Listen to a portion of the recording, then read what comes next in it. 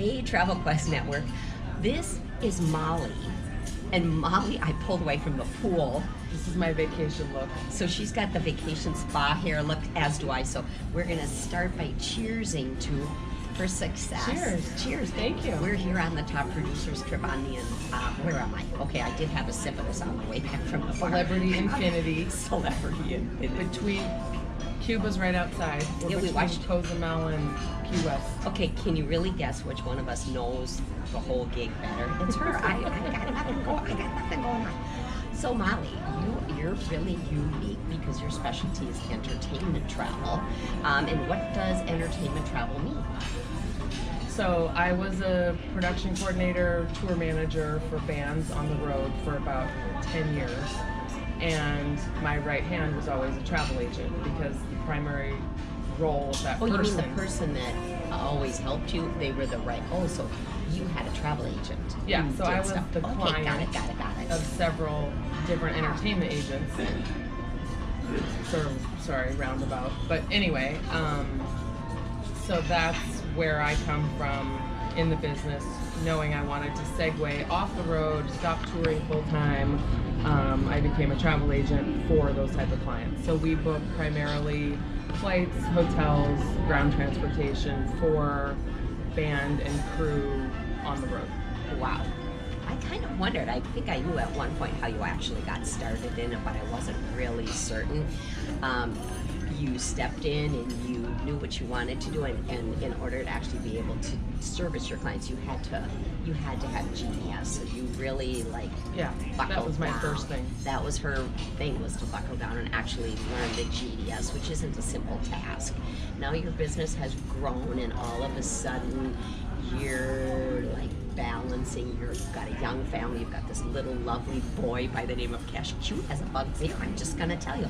And he likes to come to the office, and Walt lets him watch movies against his mother's will. I'm going to tell you. Power Rangers. Yeah. Age 3 started his Exactly. addiction. Thanks, Walt. So how do you balance that? Your husband travels, right?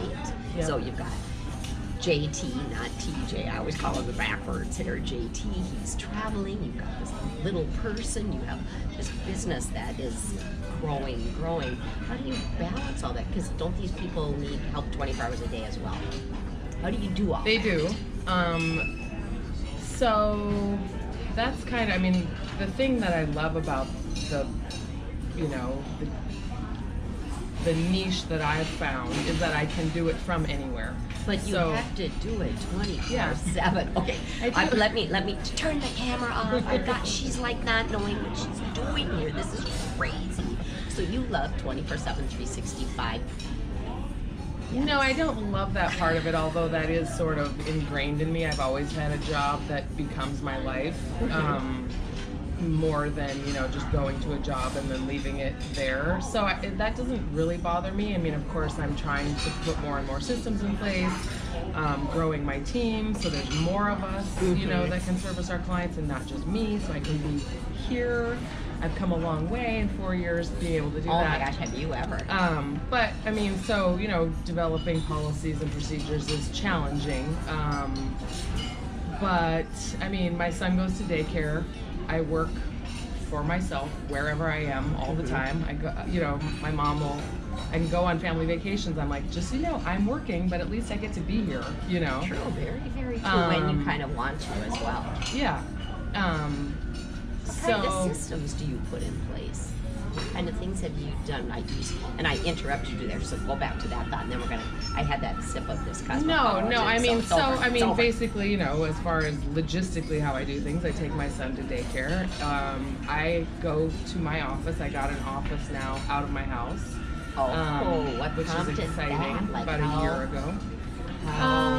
How far is it from your house? How did you? It's about a mile from my house. So nice. And what made you do that? Very inexpensive, because office space is very inexpensive where I live because it's very plentiful. So it was really cheap. It includes internet. It wasn't, a big commitment or a big contract, or I didn't have to, I liked that it included internet. I didn't have to get other contracts. Just to have a dedicated space to be able to focus on work during the workday. I certainly still work when I get home at night if needed, or wherever I am, or but it does provide a little more structure Like where I your can boundary, leave there. you've got some boundaries Yeah, and it's now. quiet. I mean, I had a home office, but I just didn't use it that much. I would sit at the kitchen table and then I'd be distracted, and so I'd like to be able to just go to the office. So you have people who work for you. How do they all come into the office then? Every We're all day? remote. Oh. So I have, quite a few sub-agents. Some of them work on the entertainment side. Some of them do leisure. All of us live remotely. So do you do leisure for your entertainment people, or is that another branch of you that is you leisure if somebody walks in the door, you're going to do their leisure? I don't meet with any clients in person, so there is no walking in the door, but certainly I get requests for leisure when friends and family know that I was that I'm a travel agent. And early on I would say yes to everything and, trial by fire. Yeah, ain't that the truth? All of our hair was on fire at one point. Still is. All the Yeah, time. exactly. That's the hat. Yeah, exactly. Grease fire. From the massage. Mine as well. I just got mine tied up here. I didn't even try to wash it today. But no, so I have sub agents who take our leisure requests, and they kind of are developing their own niche as far as what kind of leisure they specialize in. And then the people that I've brought in to work with me on the entertainment business, it's kind of a learning curve of who we delegate what to. But we have 3 agents on GDS, and How do you do that if they're not there then? Like we communicate through Skype chat, oh, okay. or Messenger, Uh-huh. Mac Messenger, like constantly. How do you share your files? Like what do you do? Google Drive.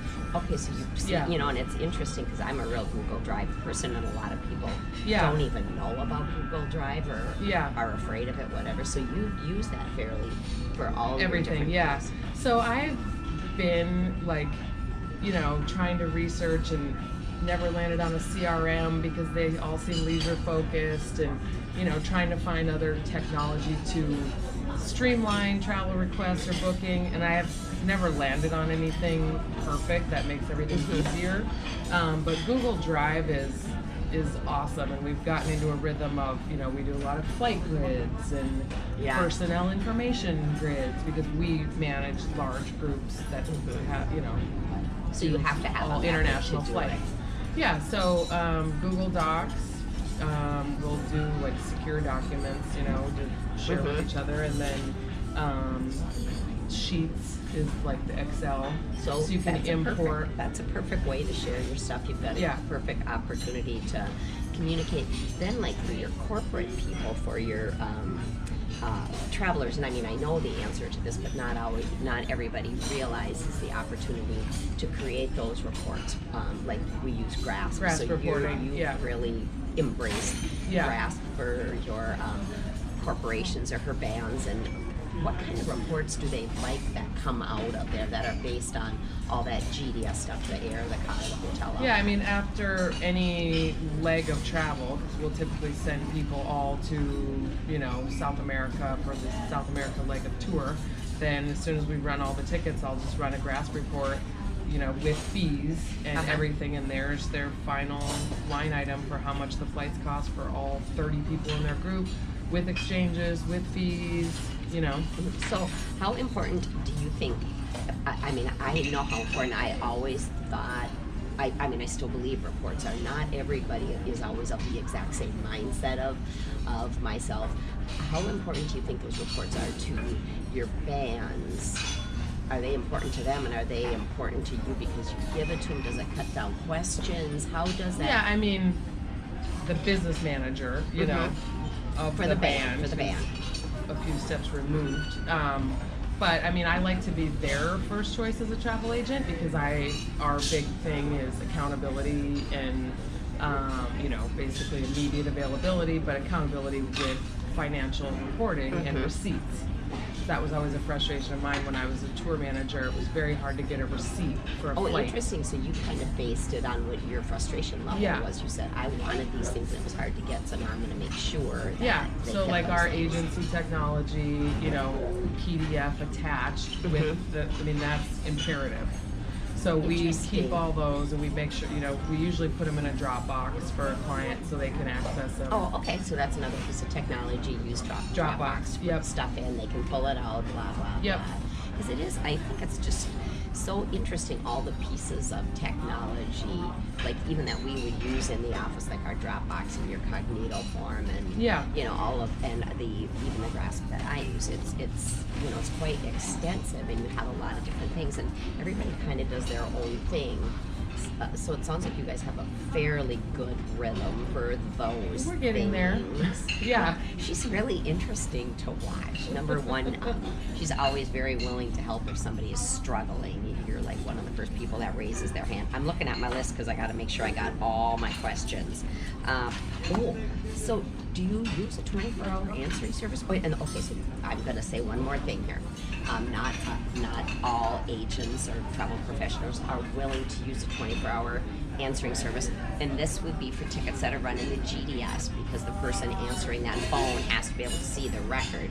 Some agents won't use that because they don't have a comfort level with handing their business off. They're like, no, it's got to be me.